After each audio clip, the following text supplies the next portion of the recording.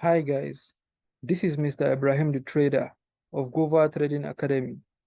Alright, so today in this video, I'm going to be teaching you how to trade the weekly work zone and also the monthly MEC zone in conjunction with the structure and location, okay?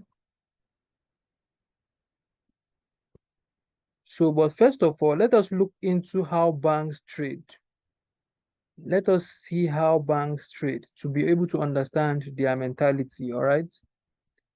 Now, let's say, for example, banks want to buy gold.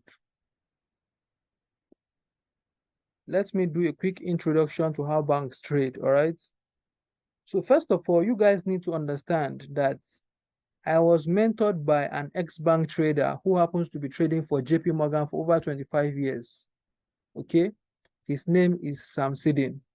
So that's my mentor, Sam Sidin, all right? I paid about $5,000 to learn his beginner's course, and I also paid $13 to learn his professional course. Altogether, I spent at least $18,000 to learn his course. And that is exactly what I'm going to be teaching you guys, okay? Now, I've been a professional trader now for over 5 years, okay? I've been trading the forex market since 2012. But over the 2012, I've not been profitable for 3 years when I started forex trading in 2012. So after 3 years, I started being profitable after 3 years of seeing my mentor, who is Sam Sidin. Okay. So, but before then, before I met him, I was trading using indicators, chart patterns, technical analysis, and so on and so forth. All right. So, and all these things lag price, they are not accurate. All these things are not accurate, they are just bunch of garbage. So, however, there was a day when I came across an article whereby it says that Goldman Sachs hardly lose a single trade in a given year. So I was wondering that how come? How come that Goldman Sachs hardly lose a single trade in a year? Remember, Goldman Sachs is one of the big banks that we have. You know, we have many big banks. We have JP Morgan Bank, Bank of America, Goldman Sachs, Credit Suisse, and so on and so forth, right? We have many, many big banks like that. So in the article, it says that Goldman Sachs hardly lose a single trade in a given year. It means that it is not that they don't usually lose. They usually lose, but they hardly lose. You understand? That is the point. They hardly lose. So I was wondering what are they doing that I'm not doing as a trader? So I went deeper into the research into that article. Then I came across that human beings are the ones trading for these guys. So if human beings are the ones trading for these guys, it means that there's something those guys know that I don't know, right? It means there's something they know that we retail traders don't know. Then I went deeper again into the research. Then I happened to come across my mentor, who is Sam Sidin, okay? Because I was researching about institutional trading then. I was researching about institutional trading. You know, if you are researching about institutional trading, how banks trade, you might happen to come across some article that tag along with what you are researching on, you understand, on the internet. So that was how I was able to come across my mentor, Sam Sidin, and he was an institutional trader for JP Morgan. He has been trading for JP Morgan in the bank for over 25 years. Okay. So, but right now he's retired, and I learned everything from him about order flow trading and so on and so forth. So today, it means that you guys are in the right hand, you are in the right place to learn how banks trade. So let's just dive into it. Whatever I don't teach you, it means it is not relevant. Whatever I'm teaching you here, it means it is very relevant and you should focus on it, okay?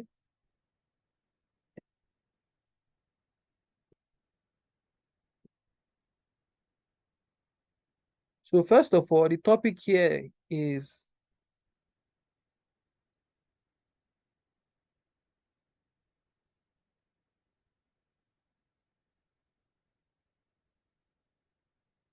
how banks trade, okay? How banks trade. Now, this is how banks trade. Let's say, for example, banks have $100 billion worth of gold. Let's say banks have $100 billion to buy gold. Or let's say banks want to buy gold.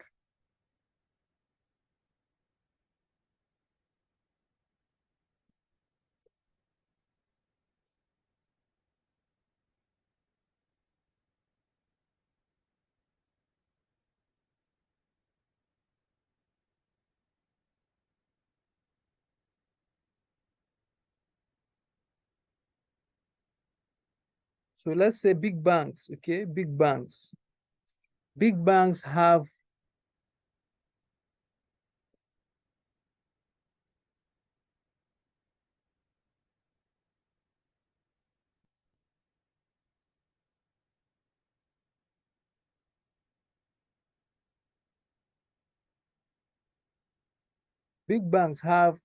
$100 billion to buy gold, all right, in the market. Now, but let me show you what they are going to do. Banks don't usually trade. Remember, the aim of their transaction is to do what?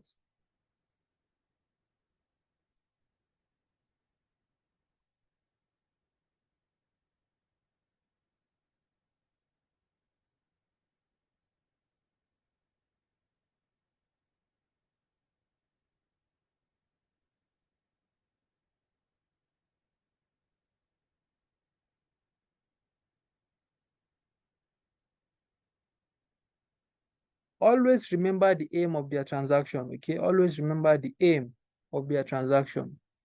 Now, remember, the aim of their transaction is to do what?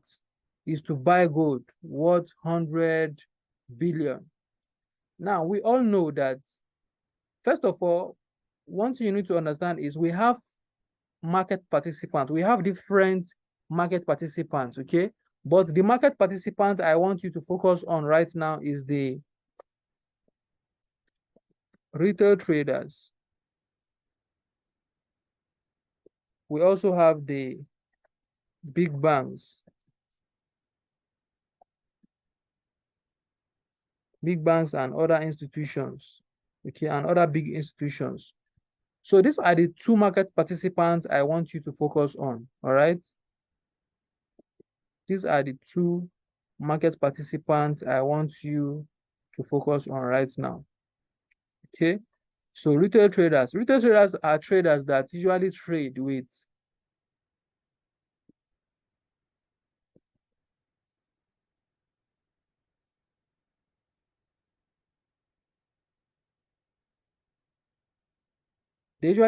small account sizes, okay?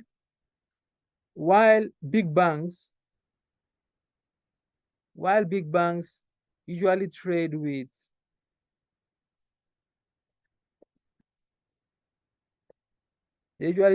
big account sizes, okay? Now, these are the two market participants I want you to focus on. For example, if retail traders are moving the market up like this, if retail traders are moving the market up this way,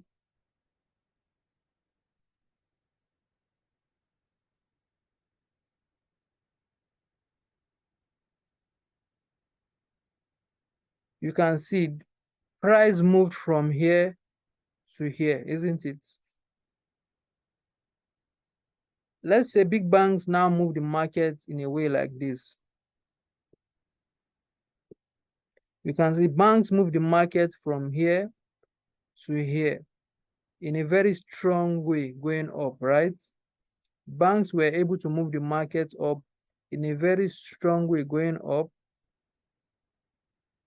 but retail traders are able to move the market in a very weak way going up. Their movement is very, very weak due to their account sizes, okay?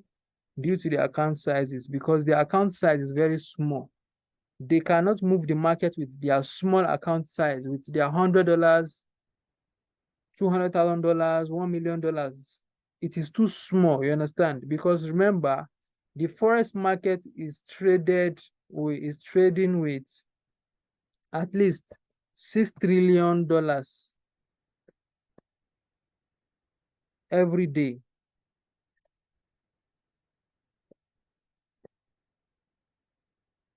So the forex market is trading with $6 trillion every single day. So do you think that retail traders are the ones trading it to have 6 trillion in market cap? The market cap for forex is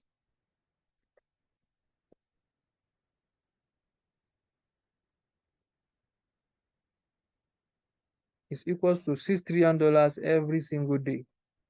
You understand? That's the market cap for forex. Now, do you think or do you believe that retail traders with their small account sizes, just like you and me, with our $1 million accounts, $500,000 accounts, $100 accounts, $50 accounts, $20 accounts, are the ones trading the market, forex market, to have a $6 trillion market cap every single day? No, we are not, right? Retail traders don't have such capital, right? Who are those who have this type of capital in their possession? We call them the big banks. You understand? Big banks are the only traders that have these large account sizes. You understand? So that is why they move the market in a very strong way. They are able to move the market in a very strong way. Now, that is just by the way. That is just by the way, all right? Now, let us move on. Moving on, this is how banks usually trade. Always remember this. Remember, banks don't usually put in all their money in the market at once. They like dividing their money into two parts. So if banks divide this 100 billion into two parts, it means that they have, or 50% of 100 billion is 50, right? 50% of 100 billion, we know it is 50-50, isn't it? So let's say banks divided their transaction into 50-50, for example. 50 billion, 50 billion. Remember, this is just a rough example, but this is how banks usually trade. They usually trade using what? We call it ICE badge orders. ICE badge orders. I'm going to tell you what ICE badge orders is, but not now, okay? I'm going to tell you towards the end of this session here, towards the end of this lesson. So let's say, for example, before I move into how banks trade, let me first of all show you an example of your house. Let's say, for example, this is your house. Okay, let's say this is your house here. And let's say there are many houses at the back of your house. We have other houses at the back of your house, okay? You are not the only one. Let's also assume that this is your place of work. Let us also assume that this is your place of work here, okay? Now, it means that, what this means is that you have your room here. You have your rooms here. You have your rooms here, and so on and so forth. This is your door here, and this is the gate of your house. Let's say the gate of your house is here, around this corner. This is where the gate of your house is. And let's say you have your cars here in your compound. Let's say this space here is your compound, okay? It's your compound where you park your cars and so on and so forth. Now, in this your rooms, in your house, you have your wife and kids in your house. You understand that you have your family in this house. You have your wives and kid, okay? Now, if you have your wife and kid in this house, and let's say this is your place of work, this is your place of work, you wake up, let's say this is you here, this is you. Now, you are going out to your working place. You went out. When you go out, you are now in your workplace. when you are done with your work, I believe we all know that you must come back home, isn't it? You must come back to your house. Now, this is you back to your house now. You are in your house right now. But instead of staying in your house, does it make sense if you go to other people's house? Does it make sense if you go to other people's house and not stay in your own house? Does it make sense? It doesn't make sense, right? It doesn't make sense. You understand? It doesn't make sense. What makes sense is you need to stay within your house, which is within your house, isn't it?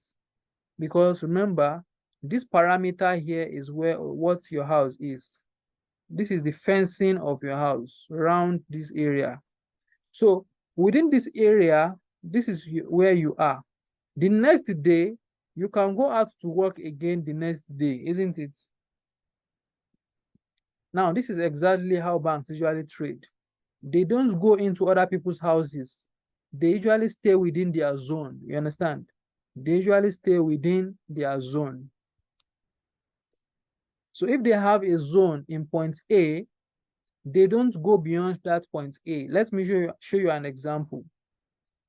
Let's say, for example, this is a zone. Okay. On this zone, let's say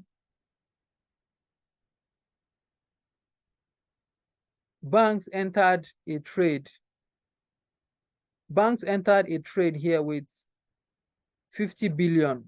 Remember, we have banks orders here, pending orders here, 50 billion. So let's assume banks entered the transaction in the market with 50 billion in the first place here.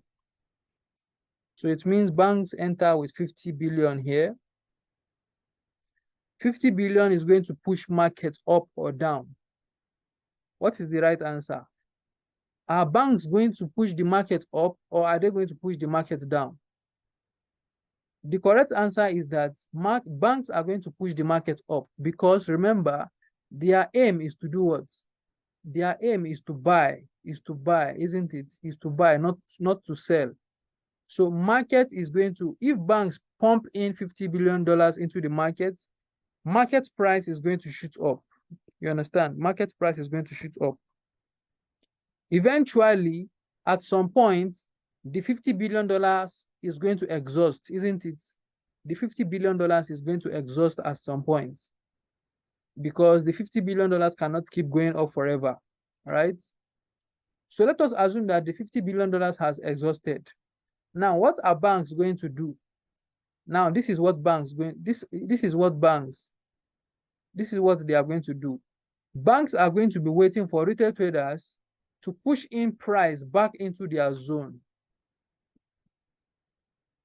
You can see that market price is currently back into the zone of the big banks here, where I'm circling at here, the dot I'm circling here. You can see market price has touched their zone, isn't it? Has touched the bank zone.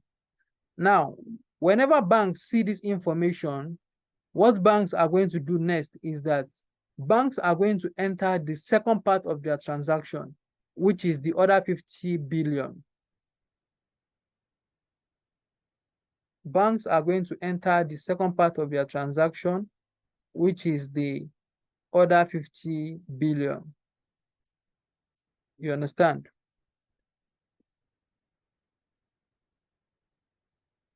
Now, if banks entered with 50 billion, so banks enter with $50 billion again. Remember, when they enter into the market with 50 billion, their aim is still the same, isn't it? Their aim is still to buy, because they have a $100 billion order. They cannot buy in half and sell the other half. That is not their aim. Remember, their aim is to buy gold. Worth how much? Worth a whole 100, isn't it? So if they only buy with 50 here, it means that there is still unfinished 50 left, isn't it? There is still unfinished transaction left, which is this 50 here, right? So they made a transaction in this first area with 50 billion. The second area must also go up with 50 billion. So they pump in 50 billion in this first area. The second area also, they are going to come into that area and pump in another 50 billion in the market. And when they do that, market price is going to shoot up, isn't it? Market price is going to shoot up at this point if they pump in the other $50 billion. And as you can see, that is how their $100 billion transaction is completed. Because 50 transaction went up. The first transaction for 50 billion, market price did what? Market price went up, isn't it here? The second part of their transaction also went up. You understand? So definitely, their transaction is what? Is completed now. Their transaction is completed. Because remember, their aim is to buy with 100 billion. And they've completed their transaction now. Now, what is my point in all this explanation? My point in all this explanation is that in Global Trading Academy, what I'm doing here is I'm trying to teach you guys how to locate banks, how to locate banks' transaction in the market. For example, we all know that banks enter with $50 billion here, $50 billion buy order here, which is indicated by the move in price going up, by the move in price going up in this first area, here, which also means that definitely we are waiting for price to come back into the zone again the second time. We know that if price come back into the zone the second time, banks are going to pump in another second 50 billion and that is going to push the market up. So my point here is in Global Trading Academy, I'm teaching you guys how to be able to identify their first transaction, because if you are able to identify their first transaction, you should be able to wait. You should be able to wait because you know that price is going to come back to this level again the second time. Whenever price come back into this level again the second time, you are going to enter the trade here. You are going to enter the trade from the red line. You are going to enter the trade here, and you are going to put your stop loss here. Your stop loss is going to be below here, which means that your stop loss is going to be here. Okay? It means that whenever banks are buying and you put your buy limit order here, for example,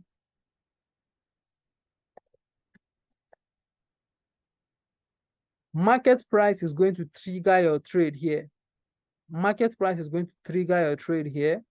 When market price trigger your trade here, whenever market price is going up, you are going to be in profit when price is going up along with the banks.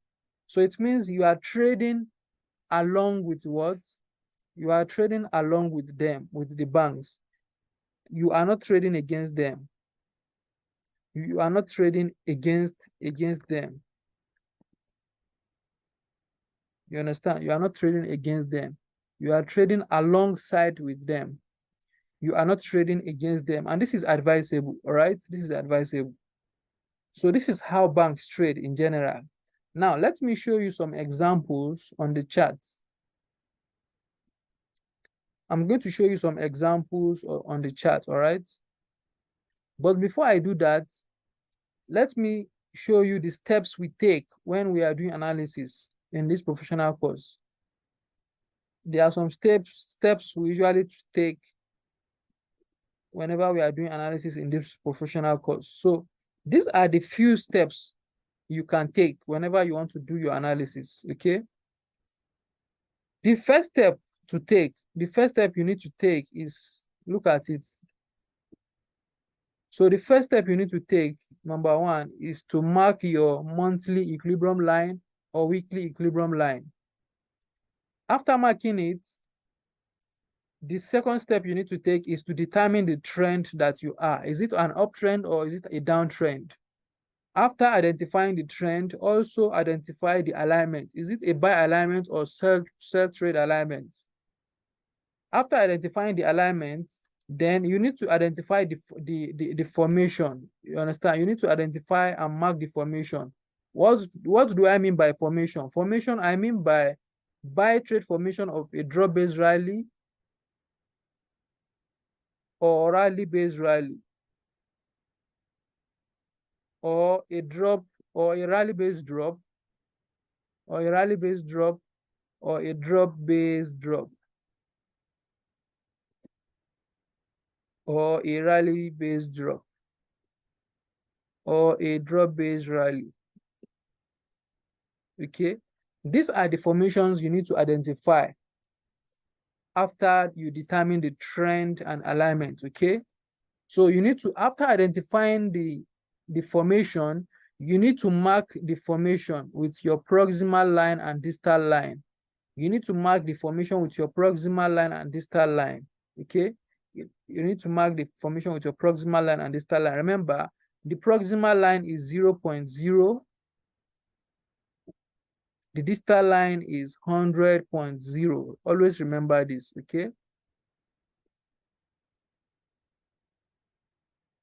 So proximal line is 0.0.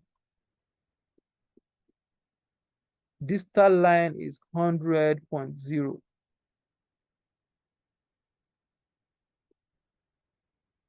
Okay, so that is it on these steps. Now, the next one is to also identify the formations that represent big banks, because we have weak formation, we have strong formations. As another flow trader, you should be able to identify a strong formation that represents big banks and a weak formation that doesn't represent big banks. Okay, and remember what I told you guys about momentum candlestick.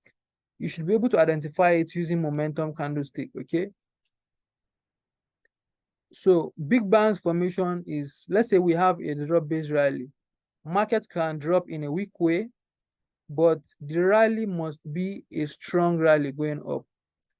Market can rally up in a weak way, but the rally must be a good rally coming down, a good market price coming down. You understand? Because retail traders are the ones that brought the market down here, but big banks are the ones that took the market up. Okay? Retail traders are the ones that rally up the market here, but big banks are the ones that brought down the market here. Okay, so always identify these formations. Now, the other one that I want you guys to understand is number 4. Make sure you calculate your risk-reward ratio. And remember, the risk-reward ratio must not be below 1:3. 1:2, anytime you analyze the market and the analysis gave you 1:2, it means ignore that analysis, ignore that trade. 1:1 is not good also. 1:1 is not good.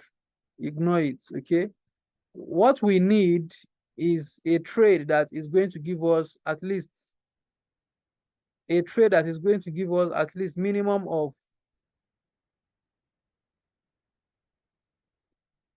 1:3 or above, okay?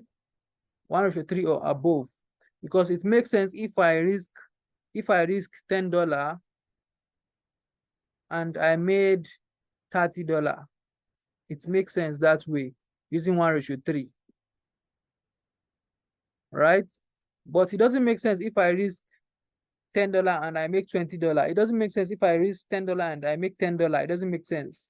But if I risk $10 and I made $30 or above, the risk is what the risk, right? It means that the reward is what the risk. You understand what I'm saying? Now that is it on this. The other one is that you need to apply risk management. Okay, you need to apply risk management properly. You need to apply proper risk management. So that is it on this one. So let's go to the chart now. Let's go to the chart. Going to the chart now, let us analyze the weekly and the monthly, okay?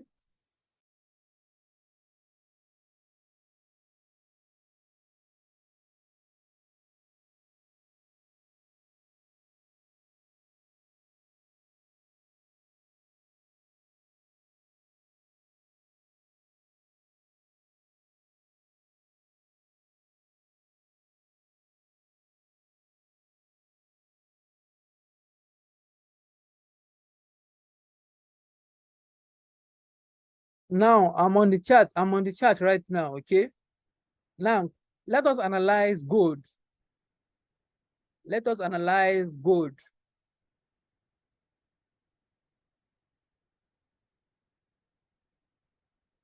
Which means we're analyzing gold